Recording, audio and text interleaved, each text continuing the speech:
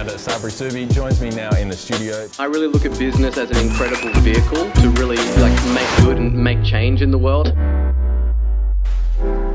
Mate, you obviously got a very entrepreneurial mind, and you've started multiple businesses. You're very open in saying that you've scaled a lot, but you've run a lot you've run a few into the ground as well. Where does that come from? Because I'm still on the fence of whether an entrepreneur is born or made. Where do you sit on that argument?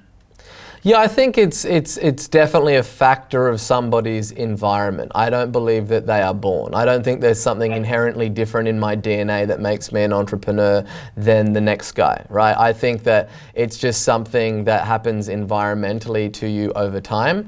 And I think that the first time that I got my taste for that was I was raised by a single parent mother, me and my sister, in Byron Bay, and there was a point where my very first job when I was 6 or 7 years old was working in a health food store grinding peanut butter up for $2.50 an hour.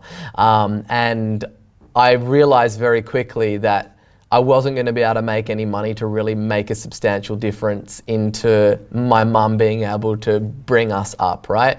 And then I started busking at the markets on a Sunday with a harmonica, and I made $70 in that first day. This is in Byron? Yeah, this is in Byron. I can picture it perfectly. And then I was I got that money, and then I was okay, well, this is obviously a lot better in terms of return on my time, right? And that was something that could make, a difference in terms of what that would look like in terms of the output. So that was probably the unconscious first thing in terms of the environmental forces that factored the mindset of working, for myself and being entrepreneurial. But I've always worked for myself. And what I mean by that is I've had many of jobs, right? Many. And I've still worked for myself. So, I think it's a fallacy to say when people say, I want to go work for myself. I worked for myself when I worked in those organizations, right? I was looking at my time, I was looking at the output, and I was always chasing my potential of what I could do.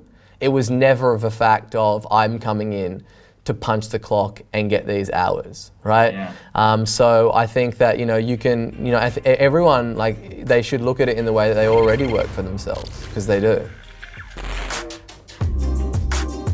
Hey guys, we're coming to you from lockdown in Melbourne. If you enjoyed this video, please like and subscribe, share it with a friend. We're dropping a video like this every day on YouTube, and I will see you in the next video.